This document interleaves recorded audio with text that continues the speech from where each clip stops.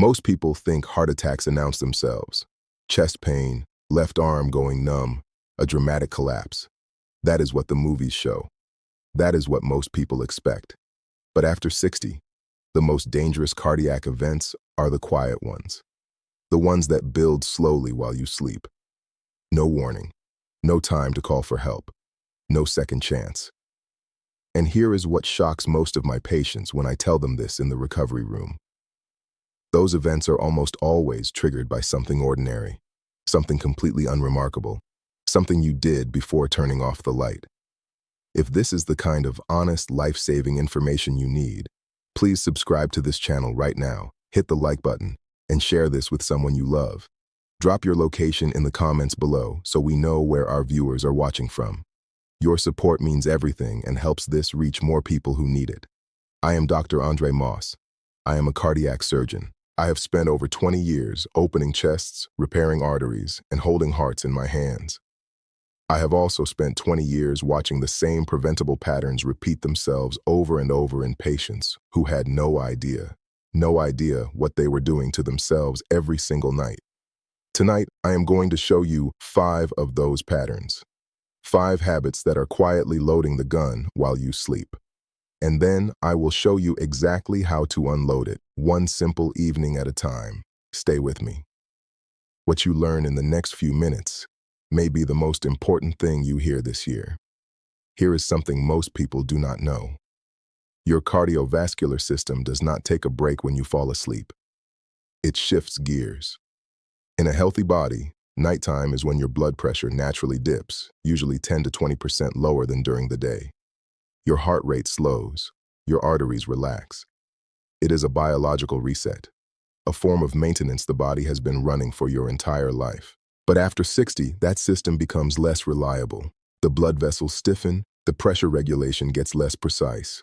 Certain hormonal signals that used to protect the heart at night start to weaken, and the margin for error gets much smaller. Think of it this way. During the day, your cardiovascular system has backup mechanisms. It can compensate, it can adapt. At night, many of those mechanisms are offline. The body is running on a skeleton crew. That is what makes the night different after 60. That is why the hours between midnight and 6 in the morning carry the highest risk of heart attack and stroke for people over 60. Not the afternoon, not the morning rush, the quiet hours. The hours when no one is watching, but your habits are. Now here is the part that changes everything. What happens during those dangerous hours is largely determined by what you did before bed. The meal you ate, the pill you took or did not take, the temperature in your room. Decisions that felt completely routine. That is what we are going to talk about, starting right now with the one that surprises my patients the most. Let me ask you something. What time did you eat dinner last night? And what was on the plate? I ask every patient that question, and for a surprising number of people over 60, the answer is somewhere around 8 or 9 at night, sometimes 10 at night. A full meal, pasta, rice, meat, maybe something fried, followed by the couch, then bed within an hour or two. I understand why it happens. Busy days, family schedules, the habit of a lifetime. But from a cardiac standpoint, this habit is quietly harming your heart. A heavy meal late at night is one of the most underestimated stresses your heart faces. Here is what is happening inside your body. When you eat a large meal, your digestive system demands an enormous increase in blood flow. Your heart has to pump harder. Blood pressure rises. Triglycerides, the fats in your blood, spike sharply within 2 to 4 hours after eating. Now, layer that on top of going to sleep. Your body expects the evening to be a wind down, not an all-hands cardiovascular emergency. Instead, your heart is working overtime to digest a full dinner while simultaneously trying to shift into its nighttime recovery mode. Those two demands are in direct conflict. And in a person over 60 with any degree of arterial stiffness, that conflict has real consequences. Studies have consistently shown that eating within 2 to 3 hours of sleep is associated with elevated nighttime blood pressure, higher rates of acid reflux that can mimic and trigger cardiac symptoms, and increased risk of cardiovascular events during sleep. The fix is not complicated. Finish your main meal by 6 or 7 in the evening. Keep late meals light. Protein and vegetables, not heavy fats.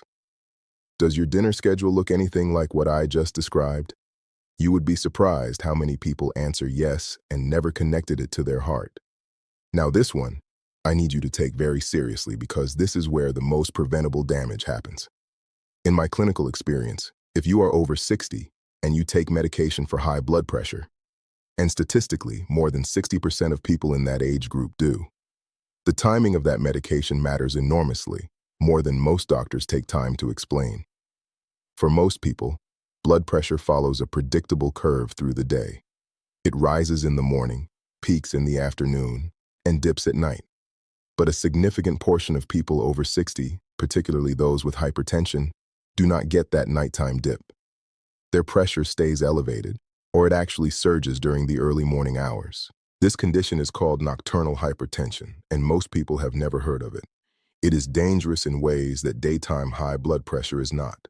While you sleep, the arterial walls are not braced for impact. A pressure surge at 3:00 in the morning hits the arterial walls very differently than one at 3:00 in the afternoon. It is more likely to rupture a vulnerable plaque inside a coronary artery, more likely to trigger clot formation, more likely to send someone to my operating table. If you take your blood pressure medication only in the morning, it may wear off by the time you need it most.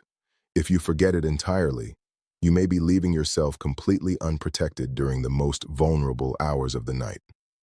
What should you do? Talk to your doctor specifically about timing. Ask whether your medication should be taken at night rather than in the morning. That conversation takes 2 minutes. It could save your life. There is strong evidence, including the HIA chronotherapy trial, that evening dosing of blood pressure medication significantly reduces cardiovascular risk during sleep. That is not a minor adjustment. That is a potentially life-saving conversation to have. Do not assume the timing does not matter. In cardiology, timing can be the entire difference, and most patients over 60 have never once had this conversation with their doctor. I want you to think about someone you know who snores, a spouse, a parent, maybe yourself. That sound, that loud, irregular rumbling in the night. Most people treat it as an annoyance, something to laugh about, something to elbow your partner over. I treat it as a cardiac warning sign until proven otherwise. After 20 years in this field, I mean that literally. Sleep apnea is one of the most underdiagnosed and underestimated conditions I encounter in patients over 60. It is estimated that over 30% of older adults have some form of it, and the vast majority have never been diagnosed or treated. They have absolutely no idea what it is doing to their heart every single night. Here is what actually happens during an apnea episode. You stop breathing for 10 seconds, 40 seconds, sometimes longer. It might happen dozens of times per hour. Each time, the oxygen level in your blood drops sharply. Your brain registers a crisis and fires off a stress response, adrenaline, cortisol, a sudden spike in heart rate and blood pressure.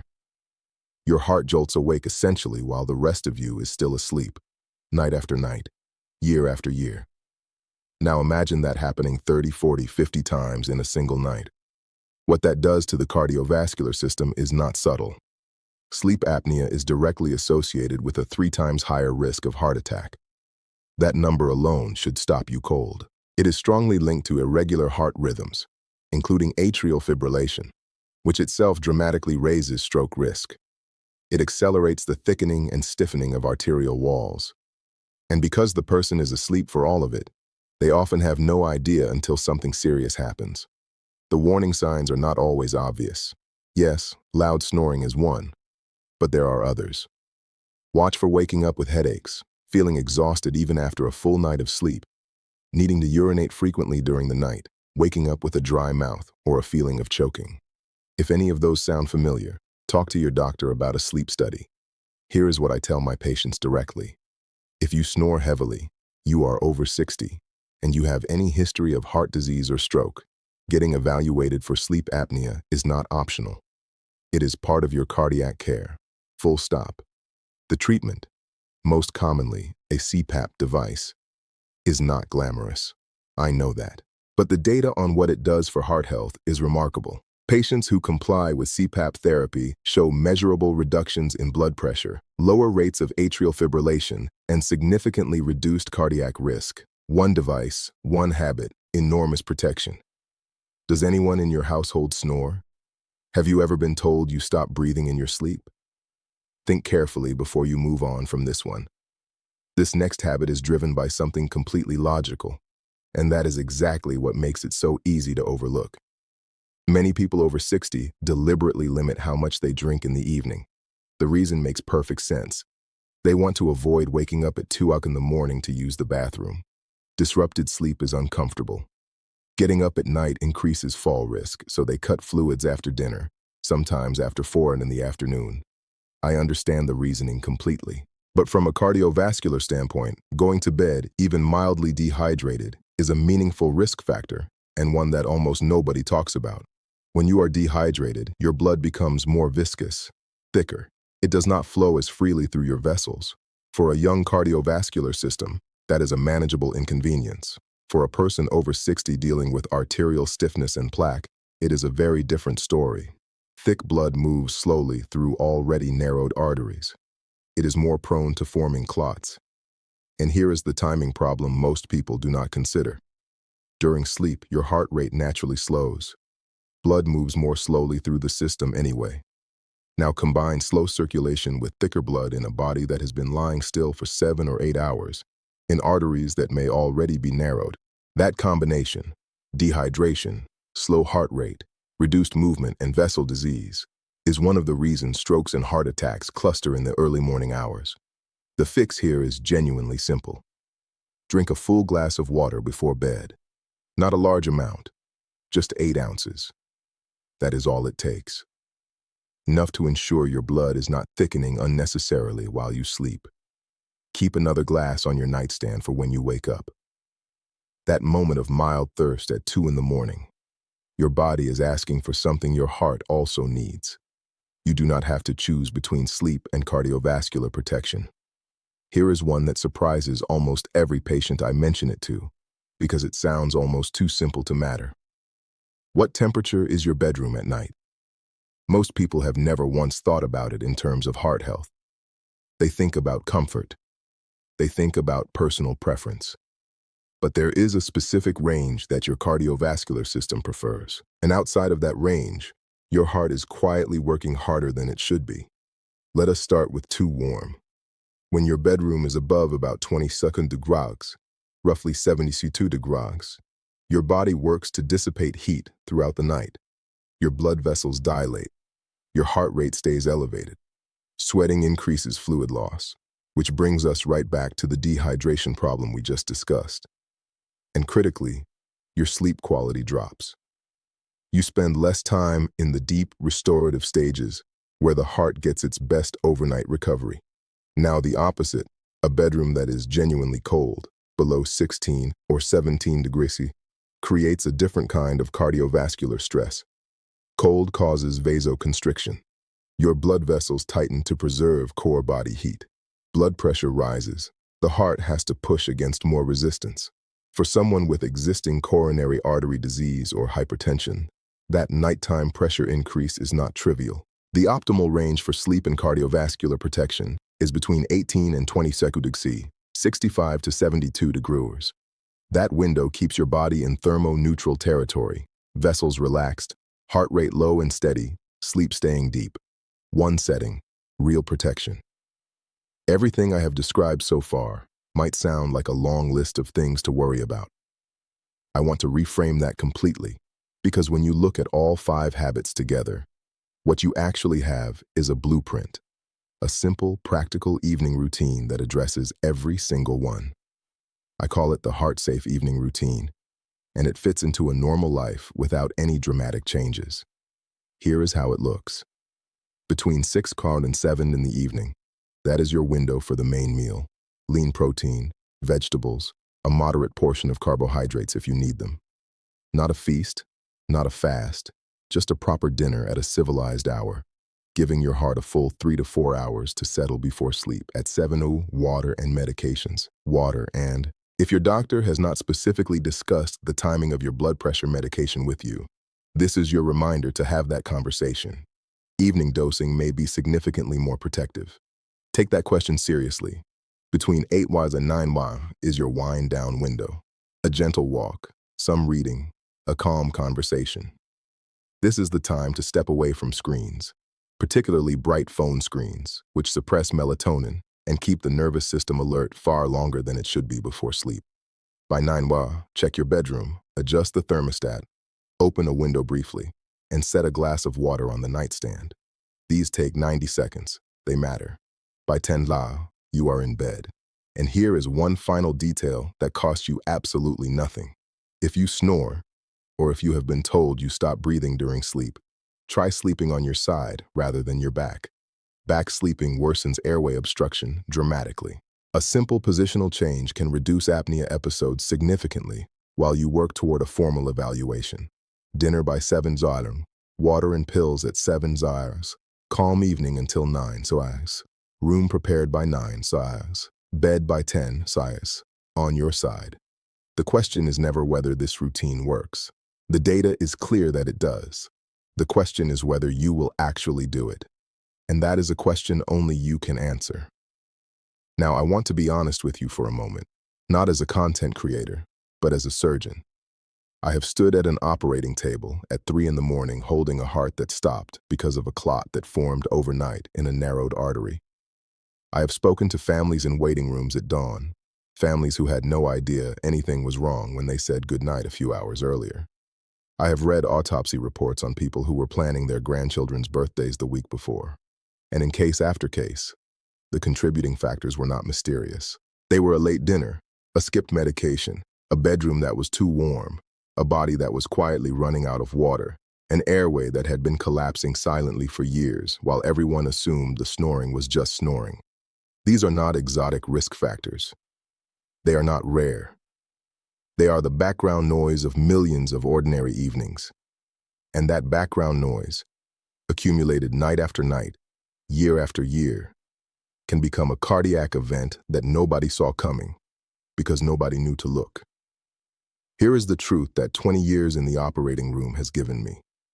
Most of the hearts I have had to repair did not fail because of bad luck. They failed because of bad information. Information the patient simply never had. You now have it. The question is what you do with it tonight. Not next week. Not after your next checkup. Tonight. Let us bring it all together. 5 habits, 5 fixes. I want you leaving with a clear action plan, not a vague sense of worry. 1. Finish your main meal by 6 or 7 in the evening. Not a radical diet, just a reasonable dinner at a reasonable hour. 2. Talk to your doctor about the timing of your blood pressure medication. Ask specifically about evening dosing. That single conversation could be the most important medical discussion you have this year. 3. If you snore, if you wake up exhausted, if anyone has ever told you that you stop breathing in your sleep, get evaluated for sleep apnea. This is not optional at 60 plus. It is part of taking your heart seriously. 4. Drink a glass of water before bed. Keep one on the nightstand. Do not let your blood thicken overnight because you were trying to avoid a bathroom trip. 5. Set your bedroom between 18 and 20 Saudi, 65 to 72 Tudi. That simple adjustment protects your vessels and costs you nothing. Now, I want to ask you something directly, and I genuinely want you to answer in the comments below. Which of these 5 habits do you recognize in yourself? I have a strong feeling at least 2 or 3 hit close to home. You are not alone in that. Most of my patients recognize themselves in this list. The difference is, you now know what to do about it. Please also let us know in the comments where you are watching from. Drop your location below. If this video gave you something useful, please like it, share it, and subscribe to this channel so you never miss information that could protect your health. There is someone in your life, a spouse, a sibling, a friend, someone over 60, who has never once connected their nightly habits to their heart. Send this to them. Take care of that heart. It has been working for you every single minute of every single night for your entire life. Give it the conditions it needs to keep going. One last thing. Everything I have shared here is general medical information based on current cardiovascular research and my own clinical experience. It is not a substitute for your personal medical care. Before you make any changes to your medication schedule especially, please talk to your own physician. That is not a legal disclaimer. That is genuine advice from someone who wants you still taking care of your health for many years to come. Good night. Sleep well. Take care of yourself starting tonight.